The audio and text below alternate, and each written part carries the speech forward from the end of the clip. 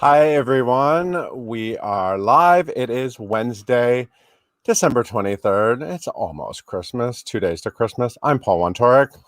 And I'm Beth Stevens.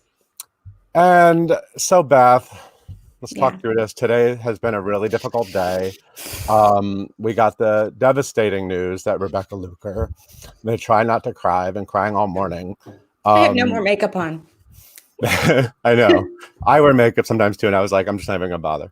Uh, she lost her battle with ALS last night. She was 59 years old. A beautiful, beautiful woman, beautiful soul, beautiful talent. Left an amazing Broadway legacy. We love her dearly. We are truly devastated by this news. So let's talk a little bit about her legacy, Beth. Okay, well, before we do that, we have to send all of our love to Danny Burstein, her husband, Yeah. and her two stepsons, his two sons, and the rest of their family. Um, Rebecca Luker was a golden girl of Broadway. She was just one of those golden girls, like Maren Maisie, like Audra McDonald, one of the purest soprano voices to ever grace the Broadway stage. Yeah. She made her Broadway debut in the biggest hit of all time, The Phantom of the Opera, and she liked to say it was her only chorus role. She was in the chorus, and then she was an understudy to Christine, and then she was an alternate to Christine, like the Evita, that thing, and then she took over. She was the first one to play Christine Daae after Sarah Brightman left the production. So a very important start to her career on Broadway. The show was so hot at the time that when she came in to show people, she said people would stop her on the street and ask her for tickets. Like that. That's what, that's how big of a moment it was to replace It was Sarah a Brightman in that big show. deal. Yeah, huge. And then she went on to originate the role of Lily in The Secret Garden. And everyone remembers that show because it was just go to YouTube, go to the cast album with Mandy Patinkin. Just gorgeous, gorgeous. That was in 1991. And then she went on to her first Tony nomination in Showboat in 1994 for Best Leading Actress in a Musical. And like I said, she was just one of those people. She shined through, and she was a true leading lady. I mean, I think it's funny that she was in the chorus. She was in the chorus because they needed an understudy for the lead. And that's really what that was about. And yeah, and then she had two big back-to-back leading roles. She landed the role of Maria in the Sound of Music revival in 1998, which was a very big deal. And then right after that, this is actually one of the first openings that we did at Broadway.com, The Music Man. She played Marian, the librarian, in The Music Man opposite Craig Bierko, Susan Stroman production. Got her second Tony nomination for that one. Yeah. And what's kind of funny is that Laura Benanti, also gorgeous soprano, made her Broadway debut replacing Rebecca Luker in The Sound of Music very famously. And then Rebecca Luker went on to replace Laura Benanti in Nine, the revival of Nine with Antonio Banderas in 2003. And then she went on, well, she had many roles, but she got another Tony nomination for Best Featured Actress in a Musical for playing Mrs. Banks in Mary Poppins on Broadway. Anytime they needed a gorgeous soprano, you were ready for Rebecca Luker. She also had some off-Broadway shows that she did. She did Death Takes a Holiday in 2011. I'm trying to think of what else I'm supposed to be talking about, Paul. She replaced Vicki Clark in Cinderella. She was in Fun Home. She was in Fun Home. That was her final Broadway. She replaced Judy Kuhn as Helen the Mother in Fun Home. And so, all just very illustrious roles. She was a huge talent. She was a kind woman. I don't know. This just hits hard. Yeah, I mean, when you would see Danny Burstein and Rebecca Luker at a Broadway event, the best way I can describe it is they're just real people. You know what I mean? Like they were just a beautiful couple. It was a true love story. And they opened their homes to us. We went to their apartment and had our photographer go there a long time ago. We went to you've actually been to their house. Their country house. I did. We did a video shoot in the Poconos at their home. And it was just like, they treated, me and my crew like we were old friends. And it's it's heartbreaking, Beth. ALS is a horrible disease. And I don't think, I don't think any of us thought that we would lose Rebecca so quickly. I mean, she was diagnosed in 2018, They went public in 2019. February of Yeah, this year. and she was just so open about her battle. Her and Danny both. This is strange because we were planning on today honoring our personal stars of the year, and I was planning on honoring Rebecca, and we had sort of planned this, and then this news hit today, and I wanted to talk about Rebecca and Danny because they're so inspiring. There they are. Beautiful couple. And in the past year, especially, Rebecca was fighting for ALS drugs and doing benefits to raise money for, she really was like out there taking, once she went public with her battle, she was really out there inspiring people. And Danny Burstein is just, obviously Tony nominated right now for Moulin Rouge. She was fantastic. He's just a fantastic performer, but a fantastic human being. And he's the ultimate mensch. He really is. Yeah. We love him, and we love Rebecca so much. And this is hard. Yeah, it is. So anyway, I want to bring in Caitlin and Lindsay to join us. Because you guys also are going to honor some of your favorite stars of 2020, which was obviously a difficult year. So, Beth, why don't you go first? Okay. Look, this was hard because usually our star of the year is voted on by you and nominated by you, and it has to do with performances and just taking in the whole year. Mm-hmm. I'm not going to do that this year. I'm just going to talk about someone who inspired me, and that is Brian Stokes Mitchell. Brian Stokes Mitchell, as we know, is the chairman of the board of the Actors Fund. The Actors Fund has helped so many people this year and has been an organization that's been a lifeline to everyone in the entertainment industry, not just performers. This is something like his 16th term or something as chairman of the board. As far as I'm concerned, he's chairman of Broadway for life. Not only he did so many benefits. If someone asked Brian Stokes Mitchell to sing, he said yes. He actually contracted the coronavirus in April and went immediately public with it to let people know. And he was not, I mean, he didn't end up in the hospital, but he said he was like on the edge there. Mm-hmm. And of course, we all remember that he would every day at 7:00 when people would, applaud for our healthcare workers, he would hang outside his window on Broadway and sing The Impossible Dream. I lived around the block from him. So if I wanted to go get a bagel or something, there it was. And he did this every single day until he finally said there were too many crowds, which it was true. It would stop traffic on Broadway. Yeah, it was an issue. It was an issue, but he wasn't just doing it, he would just want anyone who passed by, he wanted to inspire them. Now, he's done so many benefits. I want to say you can see him on New Year's Eve on PBS, and he's going to do, it's called United in Song, and Audra McDonald and Josh Groban. So you do have another chance to see Stokes. I love that his fans are called Stokes folks.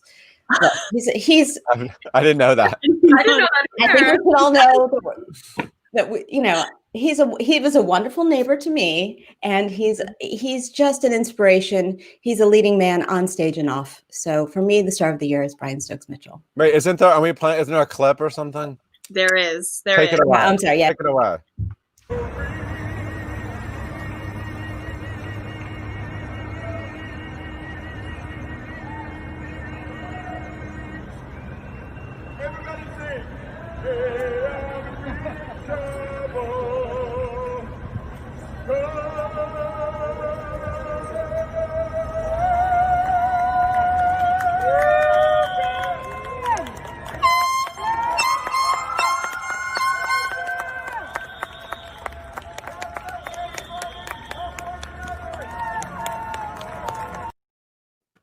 So that was the only Broadway we had for a while. I just want to say that brilliant videography was me on my cell phone, because whenever I need a little pick me up, I just went around the corner and looked up.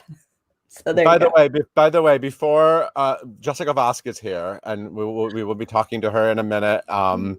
And she has her own memories of Danny and Becca. But Lindsay, why don't you talk about your star of the year? Of course. So Beth actually mentioned her before, giving that beautiful tribute to Rebecca. My pick for the year is Miss Laura Benanti, who is this amazing soprano, but is also this funny, hilarious, amazing, unstoppable trailblazer of a multi-hyphenate creator. And I feel like in a year that was so hard for so many people, she not only did so many amazing things for herself and her career, you know, she's working on Gossip Girl, she's working on Younger, she released an album, which is amazing. She released a book this year, and Paul just had a lovely sit down with her on Show People, which you can check out on the site. And there are a lot of just beautiful sound bites and pearls of wisdom from her. She is just so, I think she is such a beacon of self-love, and she's so vulnerable on social media with the highs and the lows of her life. And especially in this year, to use your platform for good like that is just so inspiring. And to take, you know, self-love within yourself is such a challenge this year. She took it a step further, and she has used her platform to help all of these amazing theater kids. So she started a hashtag, as I'm sure many of you watching know, hashtag Sunshine Songs, which was, I think she put it out, I want to say March 13th, right after the Broadway shutdown, right after so many things were shutting down. And her concern was young people and students whose musicals and productions were getting canceled, just like our big beloved Broadway shows are getting canceled. And so she basically encouraged people to share all these things they've been rehearsing and working on. And I know I would be in a very different place if I didn't have drama club in high school. So I'm just so thankful to her for doing that. And now she has executive produced and created this amazing documentary. It's on HBO Max. It premiered on the 17th, and you should totally watch it with your families over Christmas and over your holidays, because she basically, from all those amazing submissions, I know it was so hard to narrow down, but there are 7 stories on there of these amazingly talented theater kids. And so it's their stories, but there's also at-home performances that were created in their space. And just, I don't know, the way she talks about these young people and the way she, you know, she's such a beacon for joy, because I think she can be so silly and make us laugh, but she also touches on some really serious things. So if you haven't yet, go check out the Homeschool Musical on HBO Max, and go check out her Show People, because she said so many amazing things that, I don't know, I really needed to hear this year, especially from someone I admire so much. And I love the connection to Rebecca, of course. It's like Danny Burstein and Rebecca Luker are like the 6 degrees of Kevin Bacon on Broadway. So I do love that. But yeah, Laura Benanti, get it, girl. Thank you, Lindsay. Who do you have, Caitlin? Oh, you know, when I was thinking about who really made an impact for me this year, the first person that came to mind truly was Mr. Michael James Scott himself. This man, he's been working nonstop during this time. He has done so many, benefit concerts. He was in A Killer Party, the murder mystery virtual musical. He has been finding so many new ways to stay creative during this time and to bring some of that fierce light and joy and happiness when we were missing Broadway. And then, as you guys know, for us, he came and helped host some really incredible panels for us during Live at 5, where he talked to incredible Black theater creators and theater makers about what it's like to be a Broadway person during this time. And he was vulnerable, and he was wise, and he educated us and all of our viewers. And I can't thank him enough for being bold in that and being willing to help us during this time. And he's just been such a good friend. And he released A Fierce Christmas, his very first holiday album, that he said, this is a protest of joy. And he has just been such a beacon of hope and happiness and joy. And he's persevered through this season, I think, so well, has really proven himself to be, like, he's such a Broadway mainstay at this point. He's not going anywhere. And I just think everything he's done during these past few months has been incredible. And I think he is a star in so many different ways, especially this year. So I'm very thankful for Mr. Michael James Scott. Did you even mention that he's the genie in Aladdin? Did you even I mean, star turn. Which did. Yes, he done is so fantastic. much. Yeah. Well, ladies, this is our last show of the year. I hope you all have we have a little holiday break. We'll be back in 2021, which will hopefully be a better year. And we'll be back with more live shows. Thank you for being here, Beth and Lindsay. And Caitlin, why don't you tell everyone about Miss Vosk? Oh, gladly. Yes, you guys, as we said earlier, we have Miss Jessica Vosk joining us today for our last live of the year. You guys know her. She is Broadway royalty at this point. Of course, she was Elphaba in Wicked on the Broadway. She was also in Finding Neverland, Bridges of Madison County, Fiddler on the Roof. She just started, she's co-hosting an incredible new podcast called Killin It on Broadway with Miss Jennifer Simard. Paul interviewed her and talked to her all about that before, so you guys can check out that interview. And she just released a Very Cuckoo Christmas holiday EP. She has been doing a lot, and I can't wait to talk all about that with her. You guys can follow her on social at Jessica Vosk. Leave all of your questions in the comments below. And please welcome Paul and Jessica. Hi, Jessica Vosk. Hello, Good to see Paul. you. It's Thank so you for good to see being thank you for being here. You know, it's hard to just like go on camera when you're heartbroken, you know? I mean, It is an unbelievable day. I got a phone call earlier this morning and was not expecting to hear that today. So yeah. so it's one of those things where it just hasn't hit you yet. Yeah, You I know? know. And you know, I knew that you made your Broadway debut in Fiddler on the Roof, starring Danny Burstein, but you actually had an earlier connection to Rebecca. So why don't you tell everyone? Yeah, I mean, listen, I grew up with a if you ask me any day, anytime, I will always tell you that the first show I ever saw on Broadway was The Secret Garden with Rebecca. And when I grew up, I grew up trying to emulate her sound on that Secret Garden album, the cast album, which I had on cassette tape, kids. That's right, look it up. So I had it on cassette tape and I would emulate Becca, and she was my vocal idol and still remains my vocal idol. And when I left finance, because my career happened to be in finance before I decided to try Broadway, and I booked an off-Broadway show with Roundabout Theater called Death Takes a Holiday. And when I found out that Rebecca was in it, I remember going to the meet and greet. You always do a meet and greet that day. And I remember sitting with Jim Walton, who was also in the show. And I said to Jim, you know, the only thing I care about is the fact that Rebecca Luker is in this show. And I can't believe that I get to meet her and work with her. And I remember being so scared. I was like this at the table, and I walked up to her and I said, I just want you to know that you're my idol and you are responsible for why I wanted to be on Broadway, and I love you. And she talked to me like she knew me for years, and that was the joy of working with Becca. And she always came to my friendship rescue. I did my very first show at 54 Below when I was doing Finding Neverland, and the point of the show was like, you know, me trying to become a theater gal in New York City, and why I was obsessed with Rebecca Luker. So I would just show photos of Rebecca Luker throughout the show and be like, what would Becca do? What would Becca do? And then at the very end of the show, the surprise guest was Becca, and so she came out. And we sang Our Time from Merrily. And so now I'm sort of like, you know, going through all of that. And subsequently, when I did Fiddler with Danny, you know, we became close.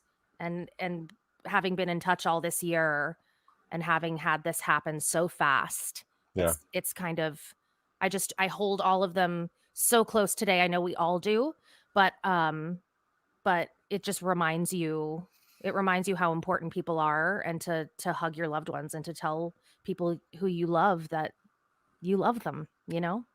Absolutely. You've been busy. You've been keeping busy. You know, the girl's a hustler, Paul. You know. Yeah.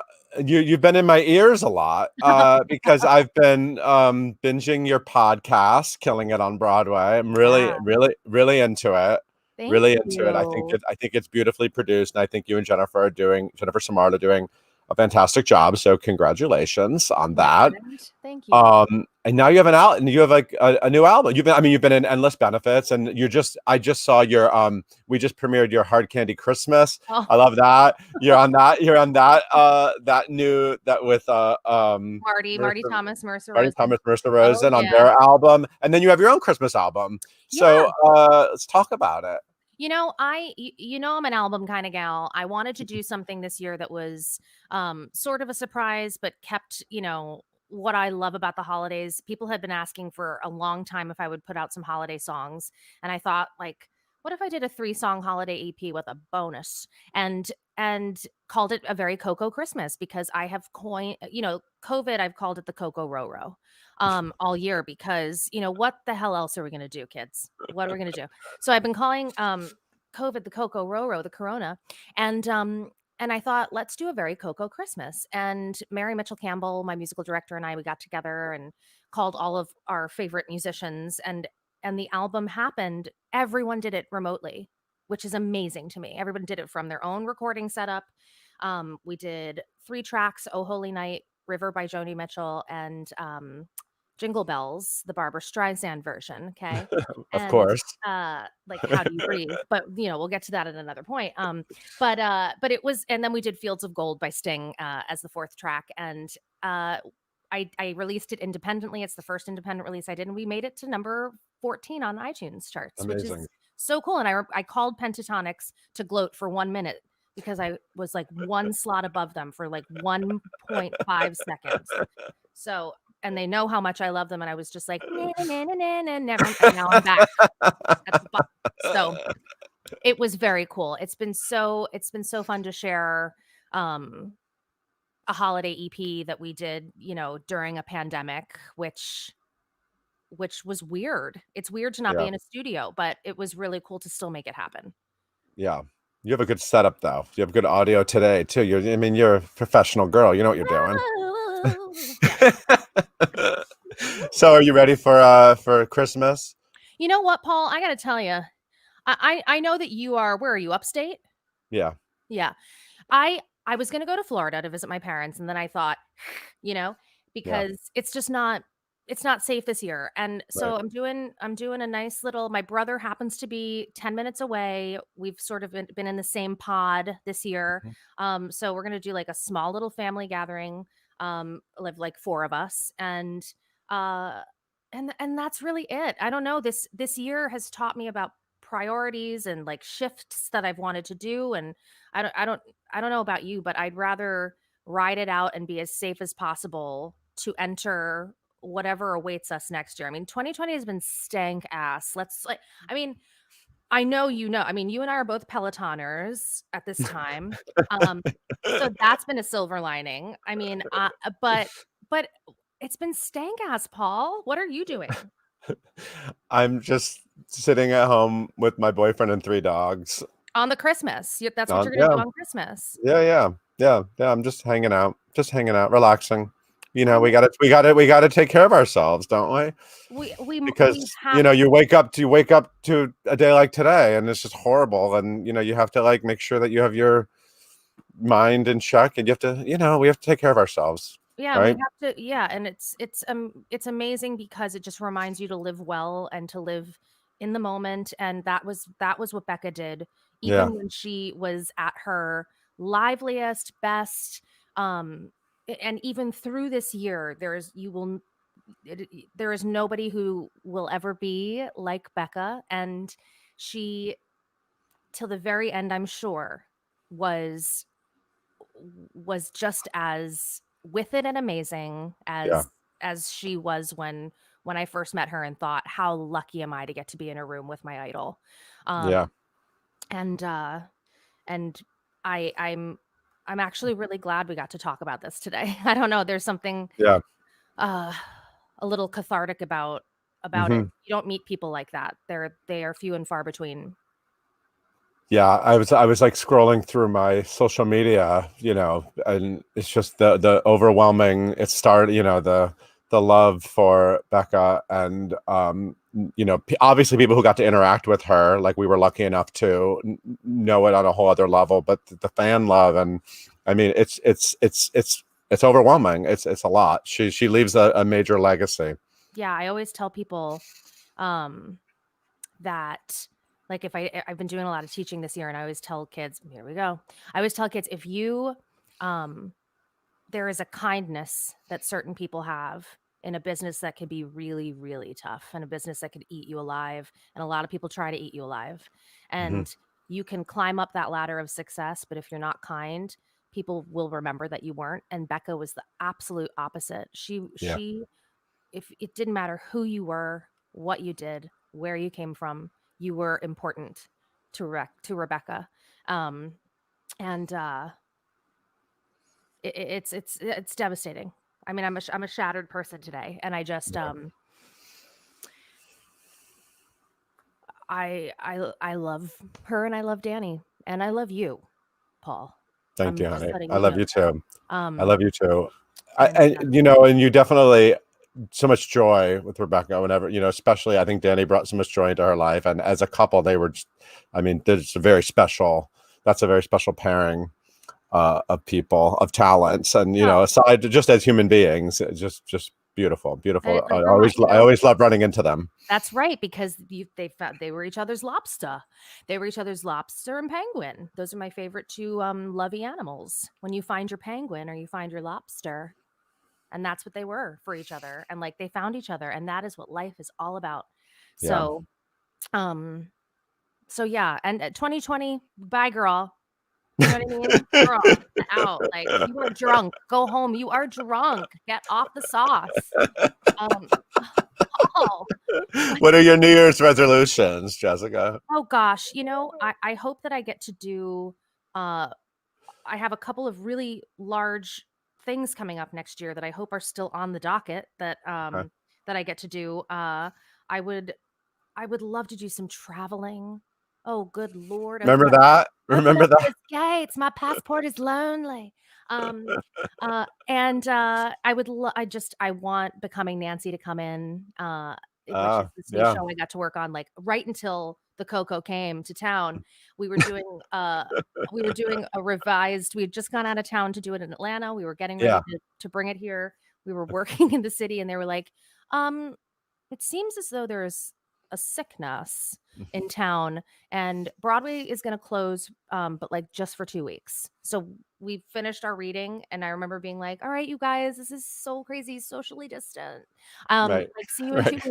And here we are in December. So, so I would love the chance to see some beautiful shows come back. I would love to see everything come back, and I would love new shows to get a chance to shine. Of course, when everything is safe to do so. But I don't know about you. I just am reminded all year about how important art is, and music is, and our industry is. And when it's missing, no matter who you are or where you're from, or if you're even in our entertainment industry, you need it to survive. So, because it helps, it just is, it's therapeutic. And I want it to come back. Yeah, I really do. There are a lot of fans here, so let's bring Caitlin back in.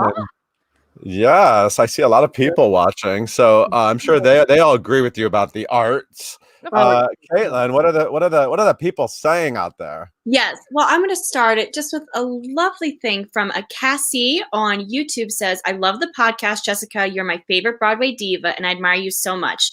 Thank you for always being so honest and transparent. You're the best. Never forget it. Love you. So just want to start off with a little. By the way, the podcast is not about show business. It's about true crime, everybody. Yes, it's literally like you pick different Broadway stars, and then you guys talk about a crime from their home state. We do. And also, I mean, it's interesting. We've branched out too, because I've become sort of obsessed with talking to, like, we just had a woman named Sarah Edmondson from the Nexium cult. I don't know if you've watched The Vow on HBO Max, of course. She was our most recent episode that came out this week. I didn't hear that one yet. Okay. Well, she's the whistleblower. She was the one who came out and exposed the entire cult. And I messaged her one day out of the blue, and I was like, "Hey girl, listen, girl."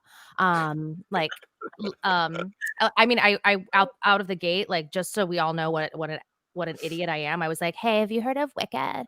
And so and subsequently we did this fantastic interview with her about her life in the cult with the leader, and it's crazy.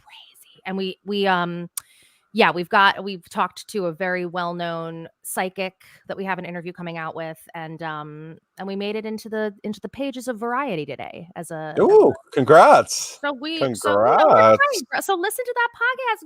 It's a true crime podcast. It's Killin It on Broadway. You can get it wherever you get podcasts, wherever That's right. podcasts are available. What's the line? That's the line. Yeah, you can get it wherever your podcasts are listened to and available. By the way, I know you love Target. So do you have the mom version of this mug? I love You this bet mug. your patoots I do not, but I certainly will. It's out there. I've seen it. What else, Caitlin? Let's say that kind of goes in. A lot of people are asking how Fred's doing. Well, oh yeah, because Fred's more famous. I understand. Hey, Fred, you want to say hi to everybody? Yes, guest All star. right. Okay. Oh yeah. Oh, Fred. Fred. Fred Vosk. Cutest. Fred Vosk, do you care about mommy's life? No, I don't. Fred's like, are you feeding me? Are you taking me for a walk? Oh man. Oh yeah. Adorable. So adorable. Go lay down, Fred. What Do you get Fred my dogs have stockings. Do you get Fred Christmas gifts? I do. Fred's got a little stocking, and but Fred is very particular, and I will say that a neighbor always drops a gift off on the door from her dog Max, and she does it every year, and it's usually a toy. And this year it was a sweater, and I will tell you something right now. Fred does not wear sweaters, and I put the sweater on him last night, and he was so pissed that he refused to walk around the room. He just stood there, and I'm not joking. If you go to my Instagram stories, it's on there because that's, I like to show you. That's the content. That's the content we're offering. It's the content we understand and want. Hashtag dog tag. But he stood there and looked at me like this.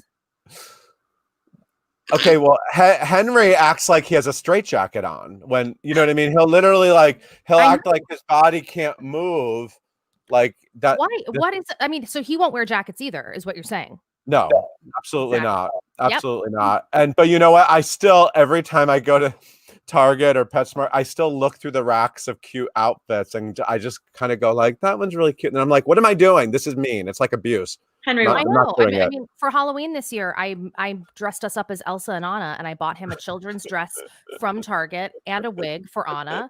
And we went on location by the Hudson River. That's right, everybody. We are still capable of being outdoors on location. And I went there and I was like, I dressed him up. Oh my God, you guys.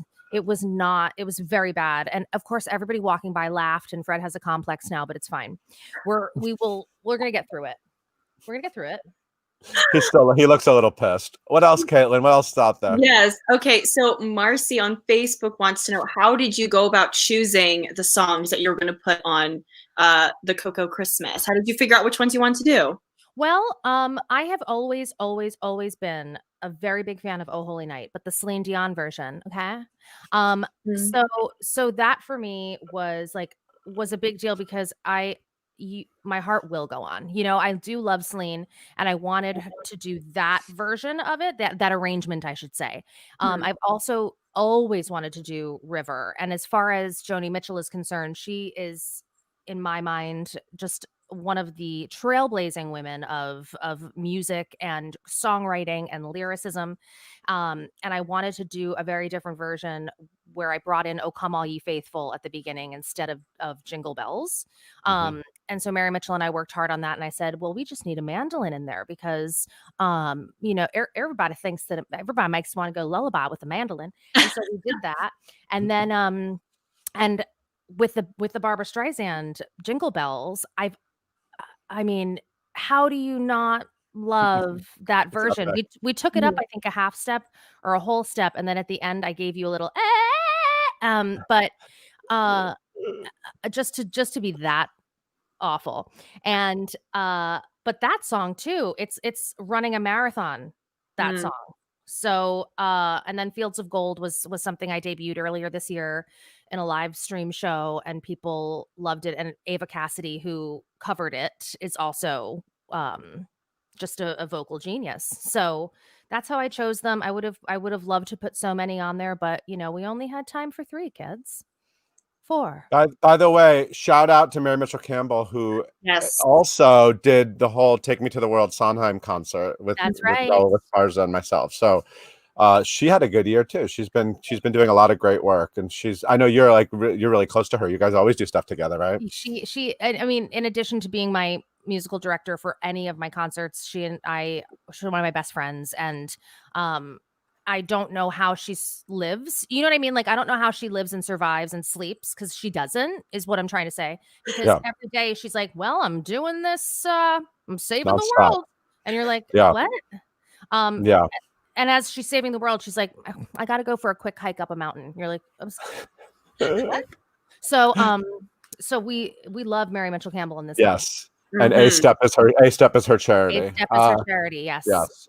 What else, Caitlin? Do we have? I mean, we can just keep. I could talk. I mean, Jessica we all can keep day, going, but I do like this one, and I am intrigued, so I want to know the answer. Matthew on YouTube says that his most listened to song of 2020, according to Spotify, was your "What Baking Can Do," Jessica Vosk. So I'm wondering, what was your most listened to song of the year? Oh.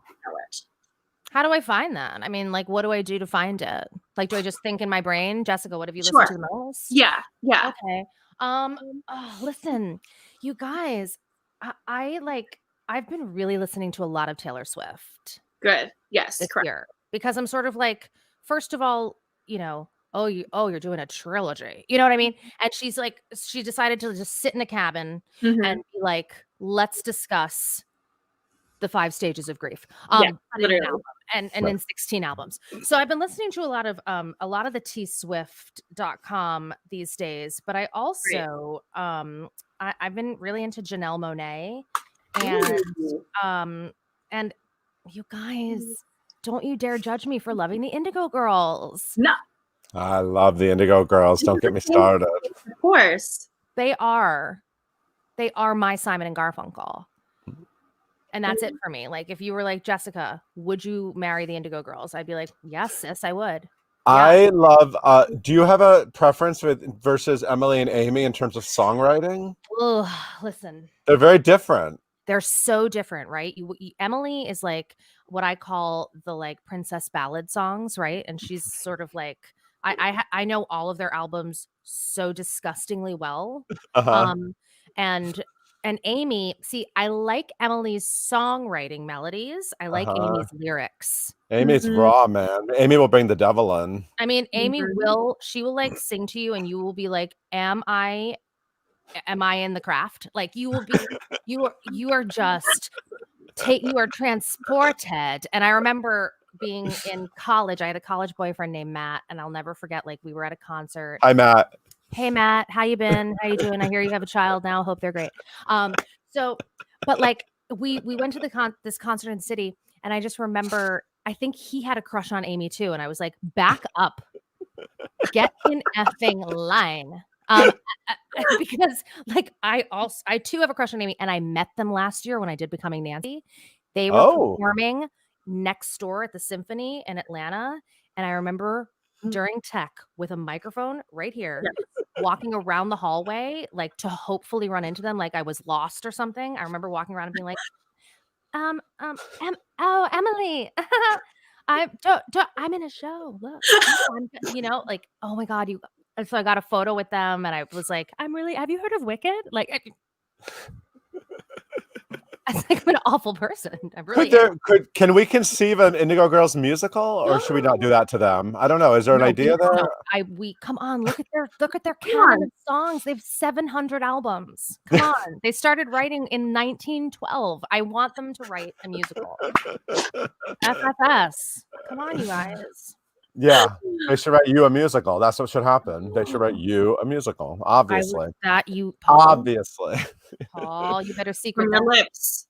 Are we done? I mean, we can just keep going. I mean, we could keep going. The years, we're running out of time in the year. It's almost Christmas. Listen, I just have to say, now that we are at the finish line, and thank you for having me today. Actually, I'm so happy. I was like a little nervous because of the news of Becca, but I'm really glad that we chatted about it, and allowed people to come in and like hear our stories and experiences and things like that, because she's so beloved and will continue to be. And as is Danny. And I always love talking to you. And I'm so happy that I got to be on your last show of the 2K2K.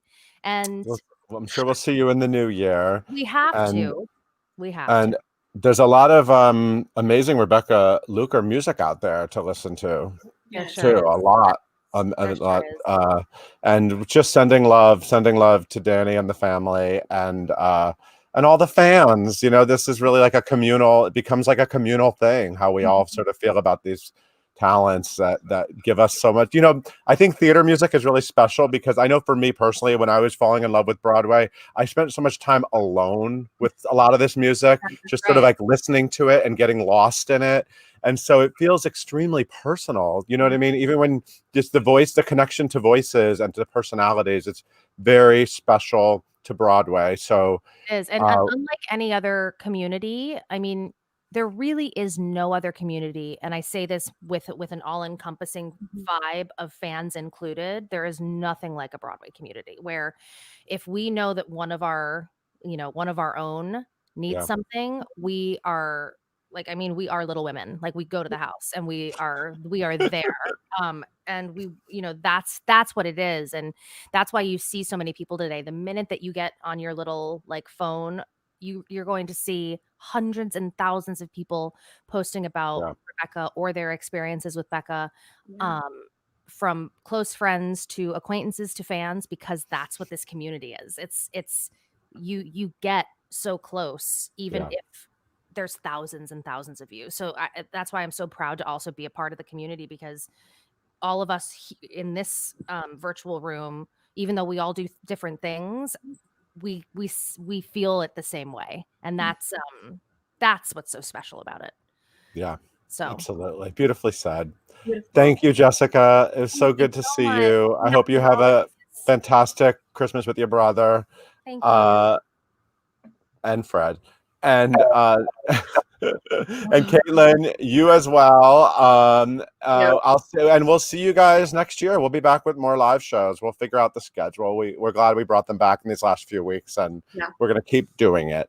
Good. So sending love to everyone. Hope everybody has a fantastic holiday. Caitlin, will you please take us away? Oh, gladly. You guys, thank you so much for joining us for our very last live of 2020. And we got to chat with the lovely Miss Jessica Vosk. You guys, as Paul said, it's the last one. We'll be back sometime in 2021. But in the meantime, stay safe, wear your mask, and have a lovely, safe, wonderful holiday season. We'll see you next year.